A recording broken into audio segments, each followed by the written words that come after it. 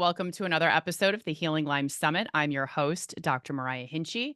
And today we're going to be talking about testing T cell activity to detect whether we have an active Lyme infection or not. And here with us is Felix Schultz, PhD.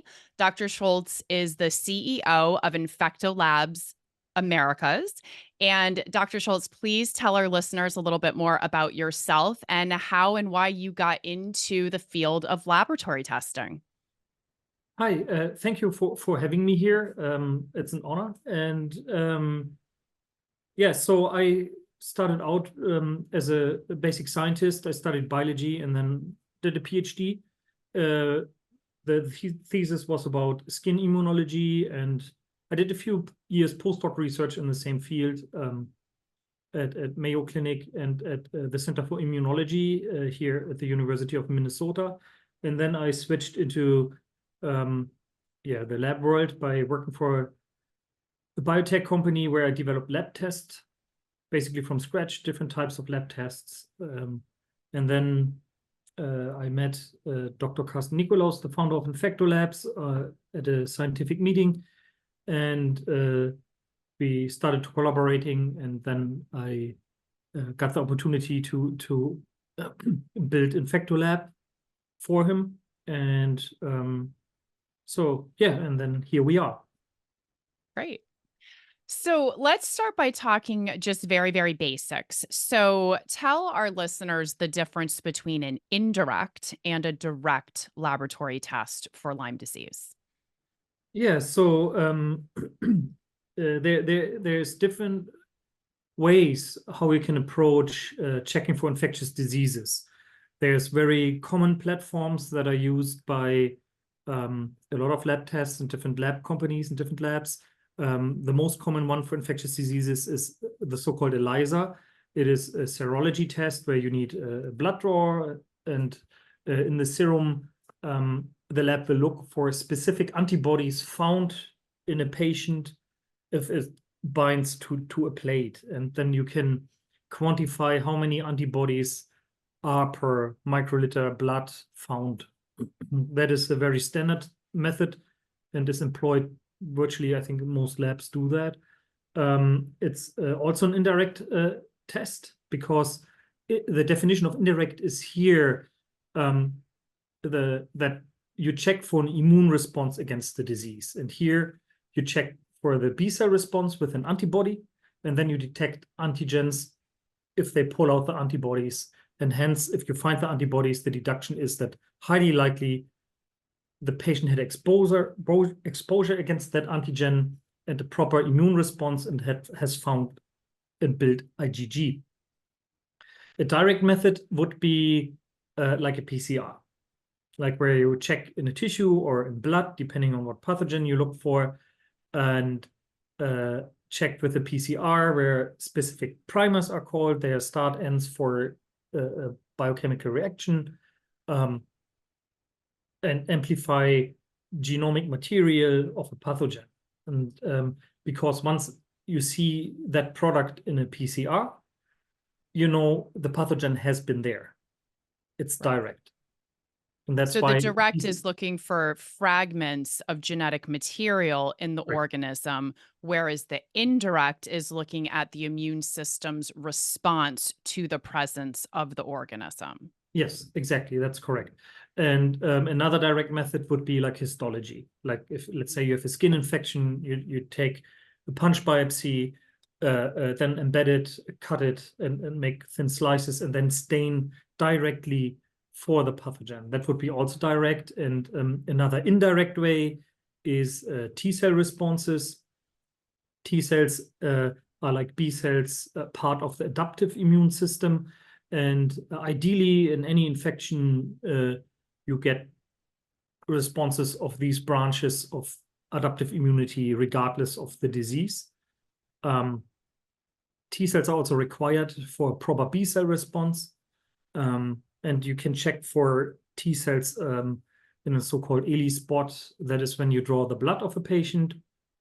And in a laboratory, they isolate the white blood cells, the so-called PBMCs, and they put them on a little plate, like similar like an ELISA plate, but in this case, there's a membrane, and then the T cells get plated on there, and then they get stimulated with specific antigens, similar like in an ELISA where the antigens are plated on a plate. Here, the T cells get stimulated with it, and it's still living T cells. And so if they recognize the antigen, they produce cytokines as their effector function, and they leave the cytokines like little spots on the membrane.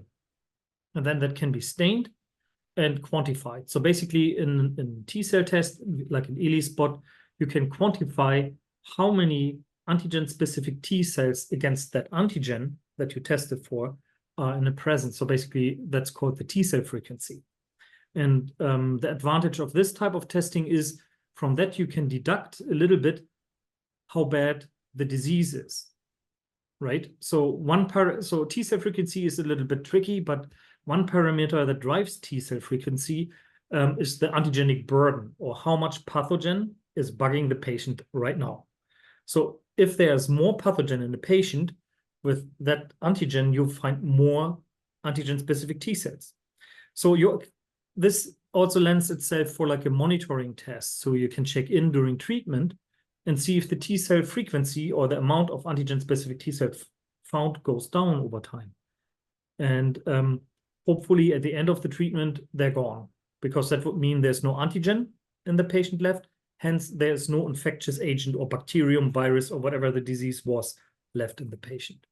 So like with an IgG response, even after the infection has resolved, you could still have low IgG response to the various proteins and antigens, which, could just be memory cells and immune surveillance, or it could still be an active infection. So with the T cell test, you're saying that if the antigen is gone out of the body, there shouldn't be any T cell response to that specific antigen. Am I understanding that correctly?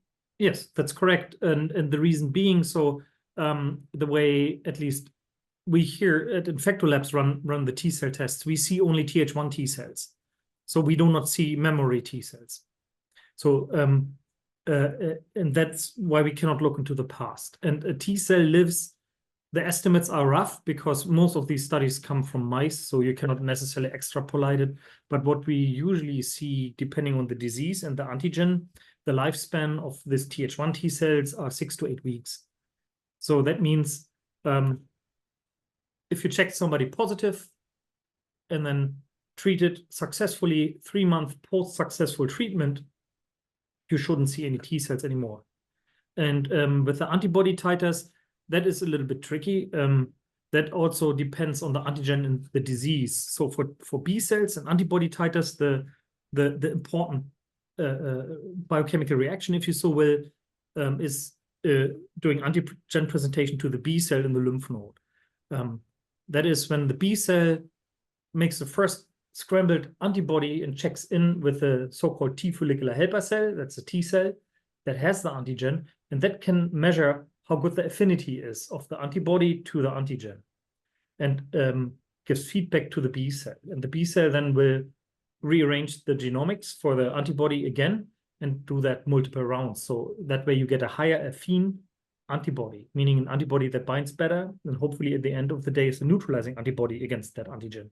And so this interaction is crucial to form, basically at the end of the day, a B cell that becomes a plasma B cell.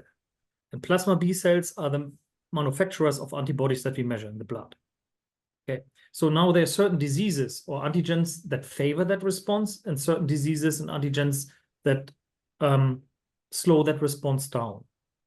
So in those diseases, like if you have an inefficient affinity maturation, what that process is called, you can have in those diseases a fairly quick dropping antibody titer once the disease is gone. In others, you may have high antibody titers months or years to come, right?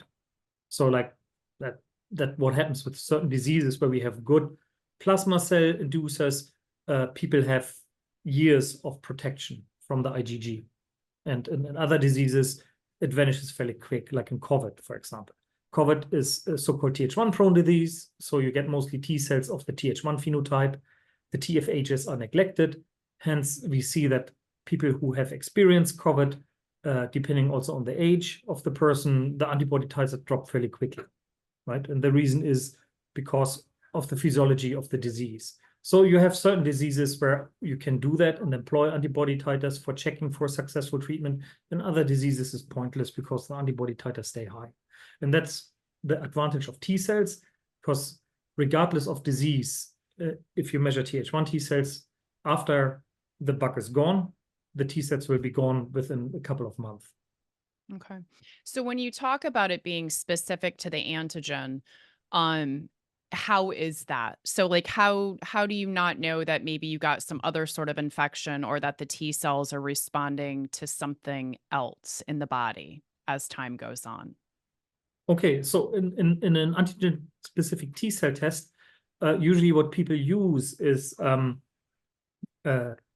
very specific antigens, most of the time peptides. So antigens are usually proteins or chunks of protein, like digested protein, right? So an antigen is usually in the length of 10 to 12 amino acids long, and it must fulfill, to be an antigen, two criteria. One, it needs to fit in MHC class 2. That is the presenter molecule. And the other one, it needs to have a fitting T cell receptor. That is the receiving end on the T cell.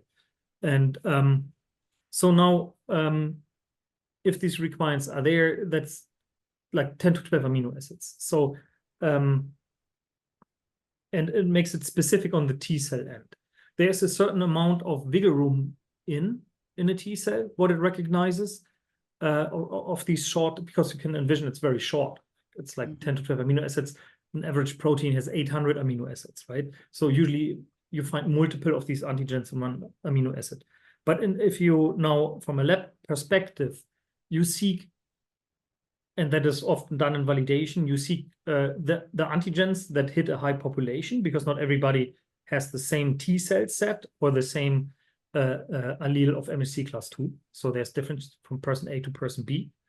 And so the ideal antigen hits 100% of infected people, and you need to check that as a lab. You need to see if your antigen is that efficient or not. And that is not very simple. That's often usually takes time.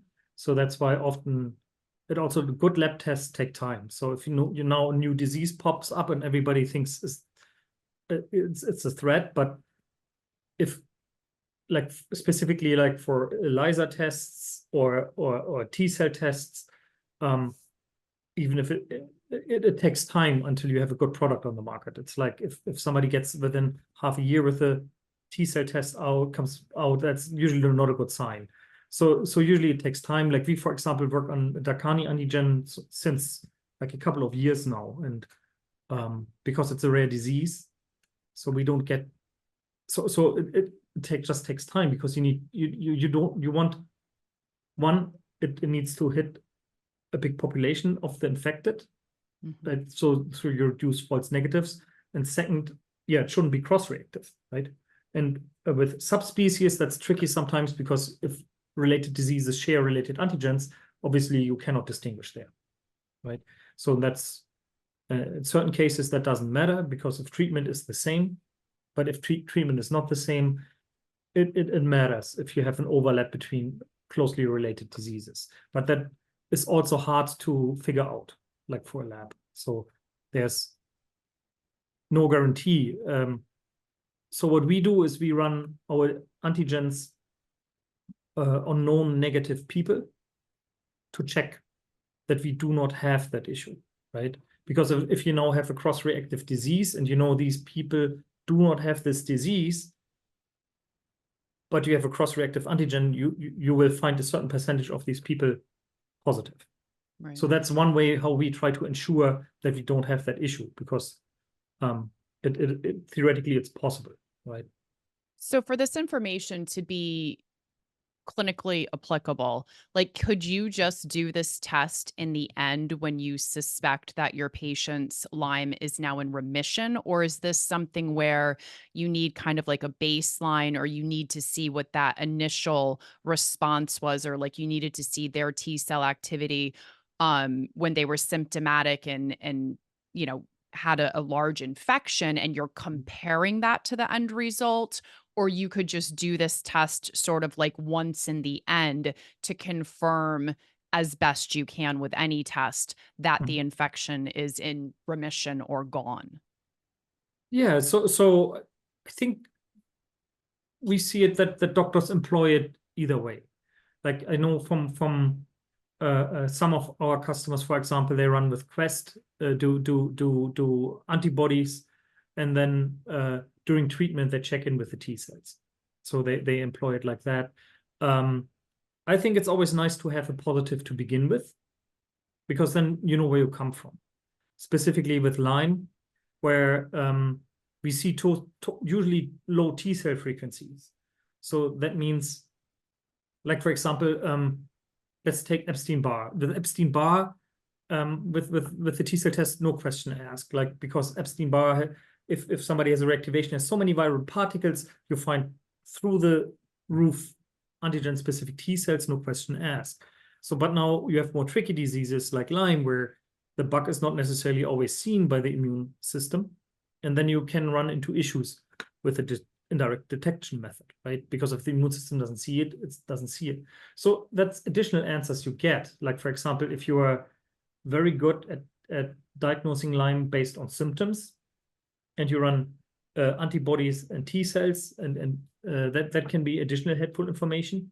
Because now, if you know for sure this patient has Lyme, but the T cells are negative, then you know, okay, the T cells are not fighting, right? Then you know, okay, I need to help them to get fighting. Or yeah, it's always, I personally think it's always good to have a starting point to compare it to after treatment, Right. because then you also know where you come from. Like, did the person have 10 antigen specific T cells per sample, or 5? And like, do you need to be more careful? Like, if you have a low T cell frequency to begin with, right? Do you need to worry about if it's negative still further? And so I think it's always good to have those data, but I think also people should keep in mind what they spend on lab tests with their patients, because I have the impression it's like you can spend so many things under the sun on lab tests. So I always appreciate if the doctor thinks about what is really useful in this situation, and does it make sense, right? Right, and that's what I It's was important. thinking when I was asking that Yeah. question, because so many of my patients already come in, and they've spent Mm. thousands of dollars on testing. We already know what they have. Yes. And so it's like, okay, do you think it's important to get a reading on the T cells at that point, or is it okay to use this almost as a check to make sure that it's cleared?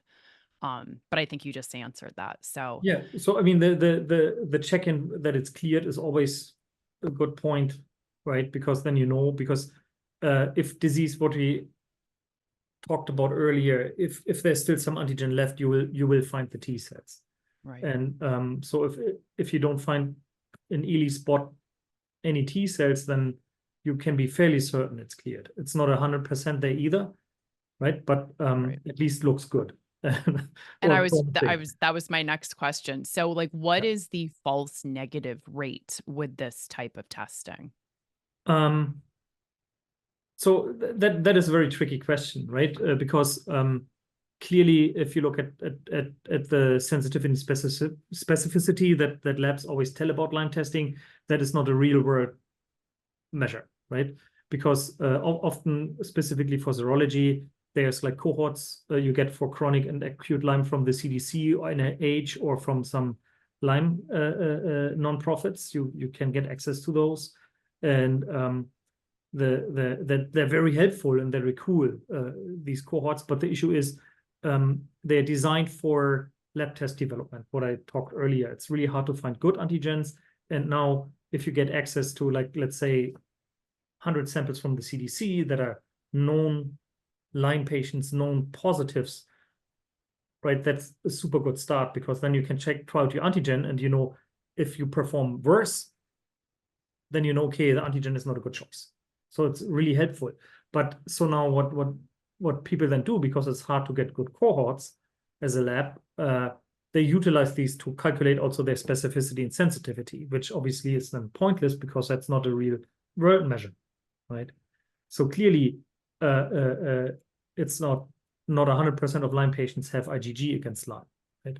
The real world immune response to Lyme is way worse. So you'll find probably more around 40%, 45%. That is more realistic. And similar is true for T cells, right? That the thing is, yeah, if the immune system doesn't see the bug, the immune system doesn't see the bug. So any indirect test will have false negatives in Lyme.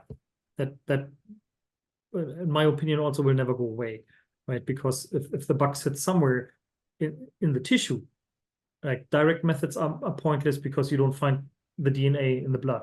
Indirect, if they just sit quietly in the tissue, yeah, indirect tests will be negative too. Like, and that's what we see as well, like on both ends.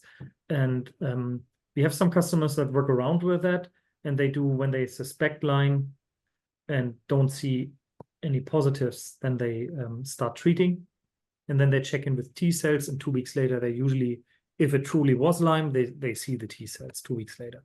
Because what it does is what the immune system needs. It's like jump starting the immune system, right? You start killing the bug, the dead material ends up in the lymph node. There's the protein. The T cells can be primed. They can divide and go fight and circle back through the blood, where you catch them in the blood draw, right? So Right. that is the issue there. And yeah, there is also false positive rate. A false negative rate. It's just really, really hard to actually do proper cohorts on that, because you would need a study where people know 100% this 100 people have Lyme right now. And that type of cohort is really hard to get, because people are not certain if somebody has Lyme or not, right? So So, why don't you tell our listeners how they can find more information about T cell testing? yeah, so we have on our webpage, infectolab-americas.com, some useful information where we go a little bit into the science of T cells and T cell detection. People can go to that webpage and read on that. And if doctors are curious about this, they also can reach out to us, and we can help answer questions if there are any questions. Yeah. And if you're a patient listening who's interested too, you can talk to your doctor about learning more about infectolabs and T cell activity testing. So, for those of you who are subscribers to the summit, thank you. Stay with us. We're going to dive deeper into this topic. And for those of you who aren't, click that button below so you can come with us and listen to the rest of this wonderful interview. So I want to ask, regarding all of the different species of Borrelia that cause Lyme disease and tick-borne relapsing fever, how does a T cell activity test account for all of those? I'm way more familiar with, doing immunoblots and things like that, where you're looking at the specific antigen proteins and the antibody response. And, they're looking at all of these various species. Mhm. When it comes to looking at T cell activity, what species of Borrelia are covered? Yeah, so yeah, that goes back to the beginning. That is the tricky part of antigenic design. Like, what is a good antigen? And for T cells, we have another roadblock that you usually do not have in serology. So in Western blot, immunoblot, and ELISA, is that we cannot use so-called recombinant antigens. So that is a technical term. And so in the lab world, usually, if you are curious about a protein or you think it's an antigen, you can manufacture that in a bacterium in big quantity, and then you can utilize it and put it on plates or on a gel, and then transfer on a blot, and then go from there. That's very simple and very straightforward.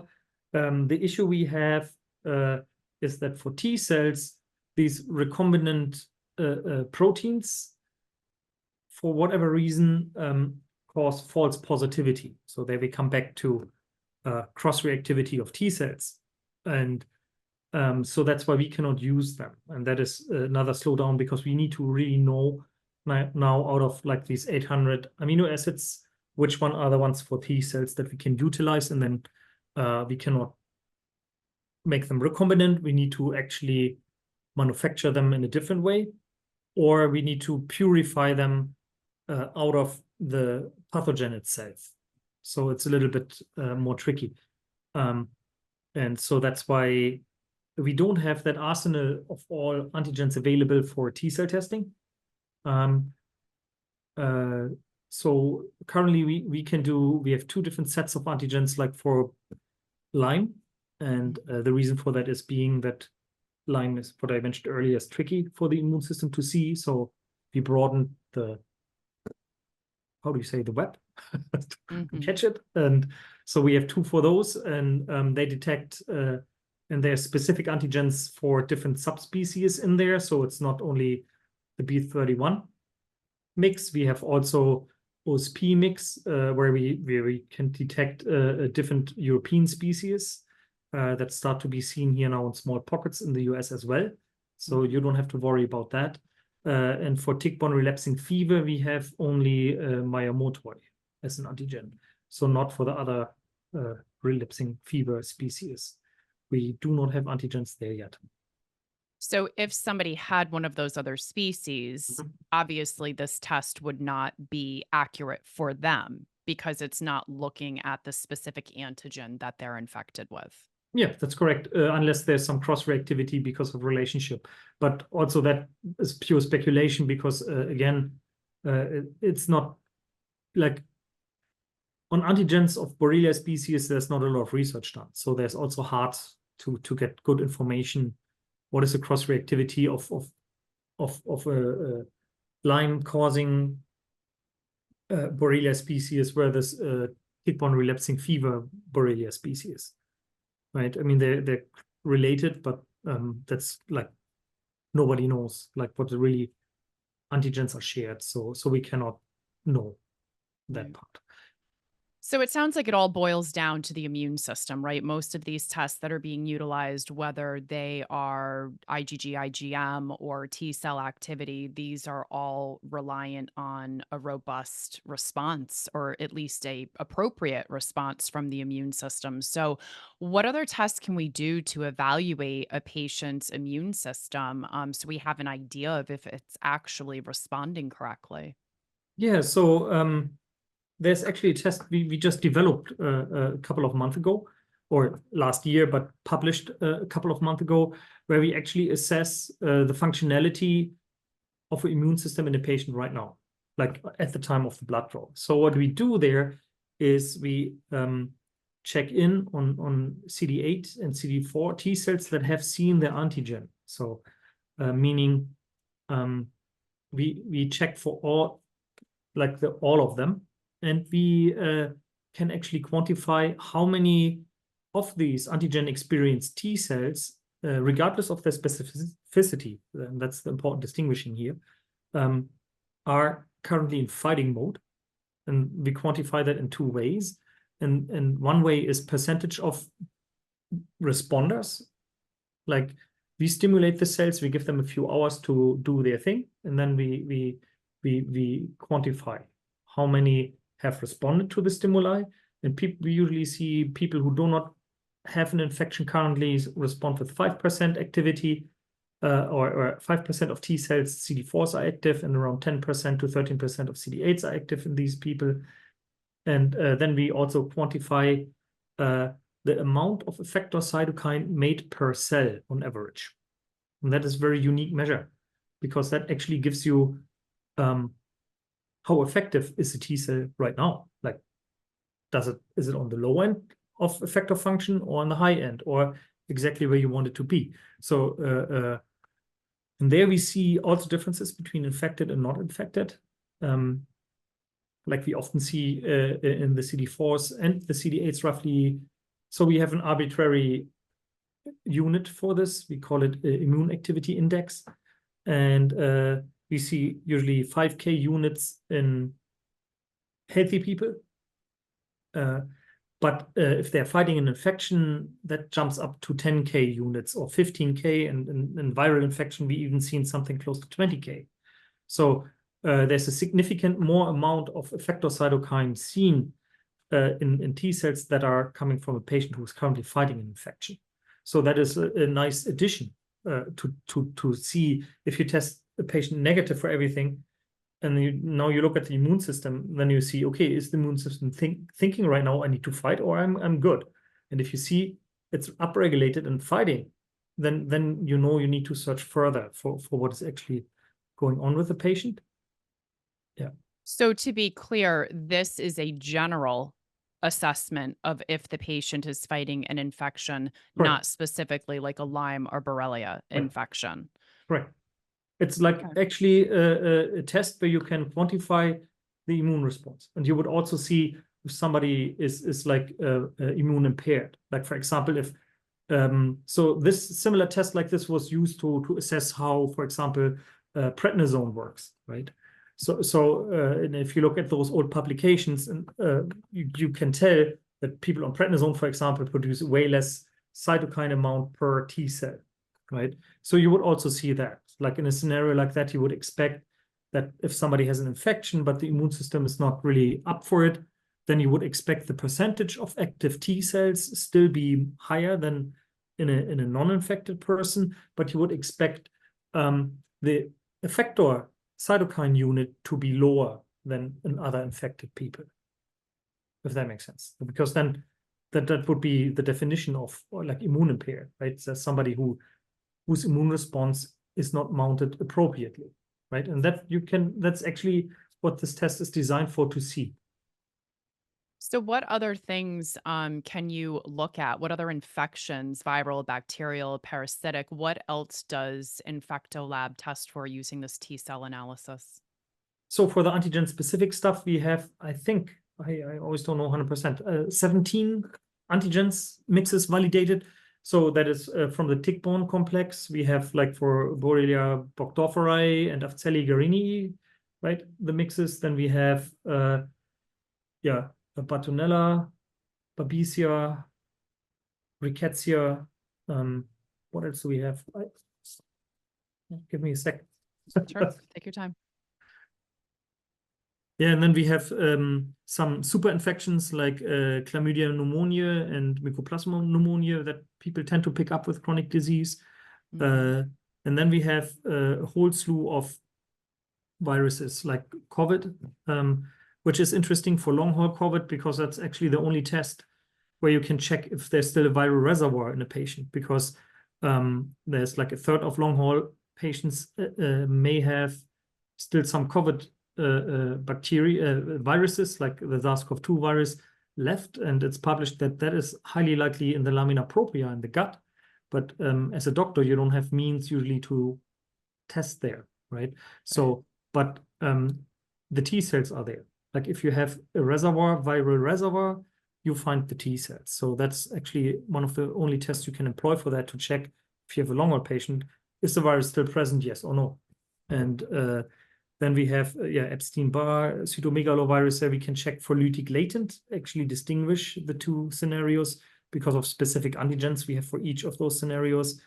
HSV1, HSV2, human herpes virus 6, also important in long haul COVID, varicella zoster. So we have quite a few on the viral compartment. And in the viral compartment, they're all really good immune inducers. So like of the question what we had earlier with Lyme of the false negatives, is like virtually not there. Like, because usually if somebody really has these viruses, there's enough antigen around, and the T cell numbers that we find are usually fairly high. So Yeah. It's very helpful. I see a lot of these viruses, at least from an antibody perspective, we see a lot of Yeah. really high antibodies to all of these viruses that you're talking about when we actually look for them. And I Yeah. kind of, explain it to patients as these are all sort of like straws on the camel's back, right, of the immune system. And so the more infections you have, the more synergistically they're going to work together to cause immune dysregulation and Mhm. inflammation. And then the easier time all of these infections have kind of living inside of us and breaking down our bodies and feeding off of us. So Yeah. it's And fascinating.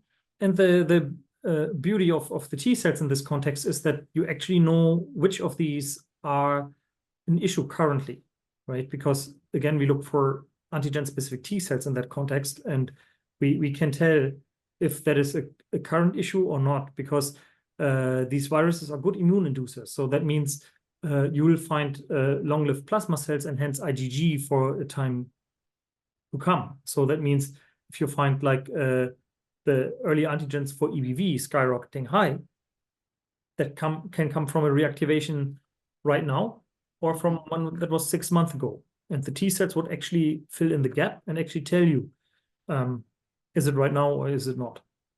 So, And I and imagine that you have full panels that one yes, can do to evaluate all of this at yes, once. we have a slew of panels for that.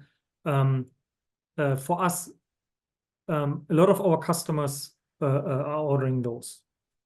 Specifically, also like some cancer clinics, because some of these so the viruses, most of them that we check for belong to the herpes complex, Mhm. and like EBV, CMV, and there some of them are associated, and more literature comes out that shows that also other ones like EBV were not suspected to be associated with cancers, but now newer research shows that they actually are. So it's a good test also for like people that deal with in cancer clinics to check on those, what's the status of these viruses there. And yeah, so that's um, what we do. Great. So is there anything else that you would like to share with our listeners? Um, I don't know. I think I'm good. I Any don't pieces know. of advice when it comes to testing for any of these complex chronic illnesses? Yes, actually, I think ask your doctor questions and why they want to order certain things, because I believe that um, there's a lot of lab tests out there, and not everything is not.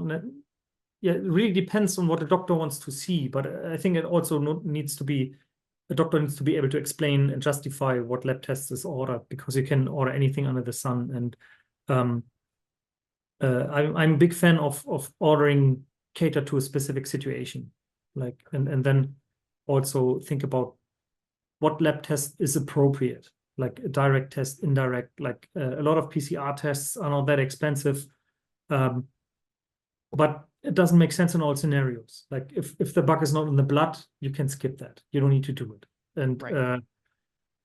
so yeah, obviously if it's justified. Symptoms, what could be possibly going on, and then picking specific tests that have the highest chance of giving a good answer is like, I think, a good utilization of how to approach it. That's usually what I try to tell people, that they think a minute about what really needs to be solved right now with the lab tests.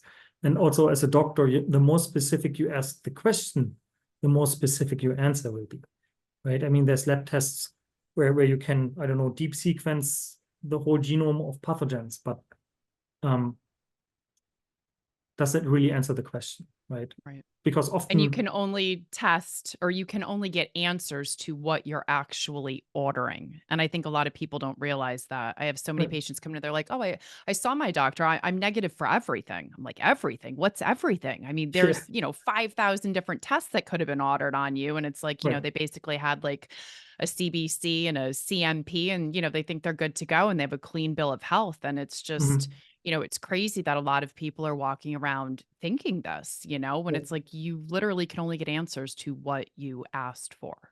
Right. And I'm again, I think, yeah, it needs like the approach, I think something is wrong and I order this laundry list of lab tests. I just like, I don't know, it's like blindfold throwing the dart. I think that's pointless. If you aim for one specific test, you may have a better answer than, because also if you then run some certain tests that are like also uncertain, but then you suddenly get distracted and go down a rabbit hole to something Right. completely irrelevant. Like Right. certain lab tests give you suddenly answers that you didn't look for, but they may not be really relevant to get the patient better. So I think always like thinking about what's really necessary and relevant and what is my question, and the clearer the question is asked, the clearer the answer will be. Right. And I think it comes back to just basics of, learning how to be a clinician, right? Like we make a differential diagnosis for a reason, right? And then we Right. have to go through and rule those certain things out or rule certain things in.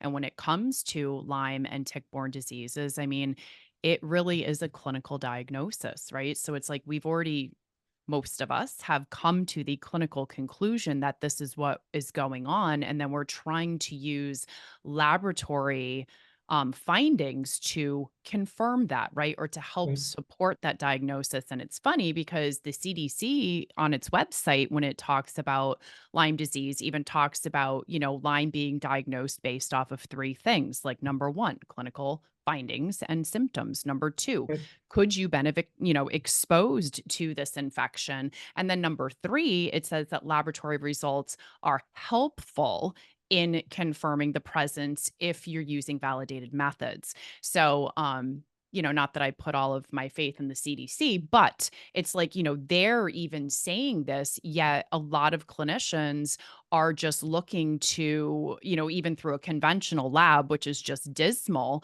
Mm. the word positive or negative, and that's what they're going from. And it is like maddening to me because I have so many patients that come in and they're like, yeah, I've been tested for Lyme like 20 times. I definitely don't have it. I've been to 16 other doctors. No one can figure out what's wrong with me, but every single one of them has told me it is definitely not Lyme Mm. disease, Yeah. you know? Yeah, it's complicated, and I mean specifically in Lyme, and I guess that's also why the CDC probably mentioned that, right? If you only find in around 40 to 50% people antibodies,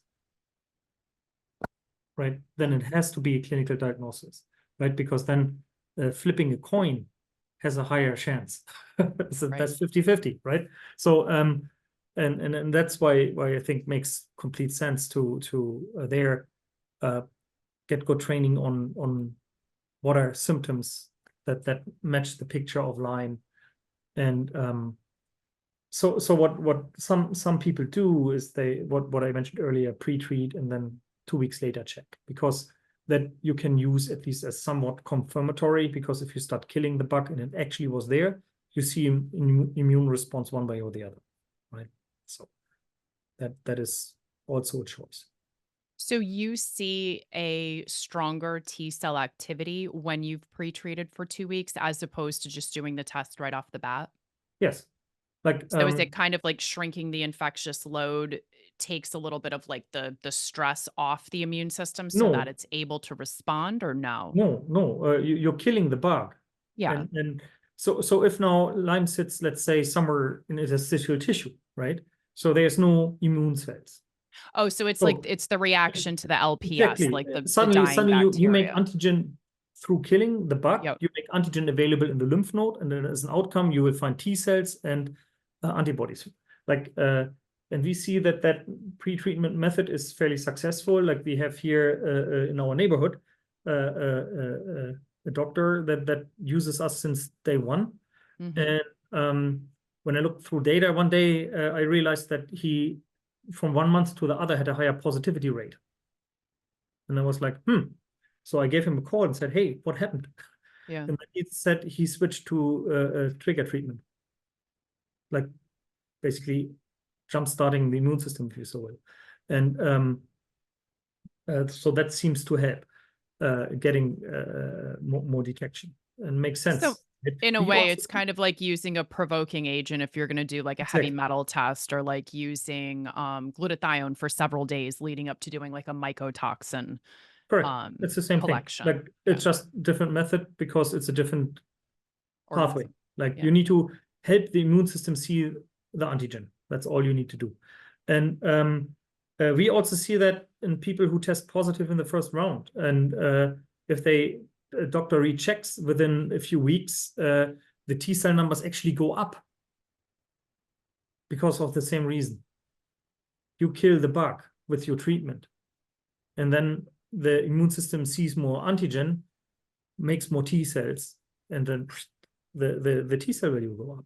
Right? Makes sense. sense. And then after successful treatment, it goes down slowly down again until if it's cleared, and then the T cells are gone. But we see that too. So sometimes when people start treating, then they call and say, "Hey, I just confused. It looks like the disease got worse, but the patient feels better." But then you say, "No, actually, you just killed a lot of bug, and that made the immune system see more antigen, and because more antigen, more T cells. That's why temporarily the T cells go up. That means is exactly happening what you intend to do. You're killing the bug, right? Right. So that's another thing where you can use T cells for if treatment works. But obviously, it's not really a requirement because it's also good to see after clearance they're just gone. You don't need to check like every few weeks. That's also a waste of time, right? Right. I know. So I wish these tests were covered because you would get so much more, I think, peace of mind from patients. I mean, yeah, luckily, them seeing the severity and the frequency and the sheer number of symptoms coming down over time, shows obviously that what you're doing is working. But with herxing in the mix, you know what I mean? And also this really taking time because in my opinion, it's not just about killing the infection, it's about healing the body and fixing the immune dysregulation being caused by the infection. It takes a long time. So, it would be great to be able to do a test like this every few months, to yes. have that feedback. So what we do usually is we have in our order form a field for diagnostic codes, so the doctors can put appropriate diagnostic codes in there, and we itemize the bill usually. So each antigen gets its own line with their own CPT code, and the CPT code for our way of testing is $135. So there's a chance of patients getting money back if they submit themselves to insurance. Oh, okay. I'm not an insurance person, so I don't know how good are the chances, but people can try. Yeah, they can try and they can also call ahead of time and see if it'll be covered if they have the appropriate ICD-10 codes and the CPT codes. Yeah, so they can check in with the insurance before. Yeah, that's also a good recommendation. That's a great point. Yeah. So Okay. Well, and I think thank some you do. so much. Yeah, Oh, okay. go ahead. I think some do get reimbursements. I mean, obviously that's in between them and the insurance.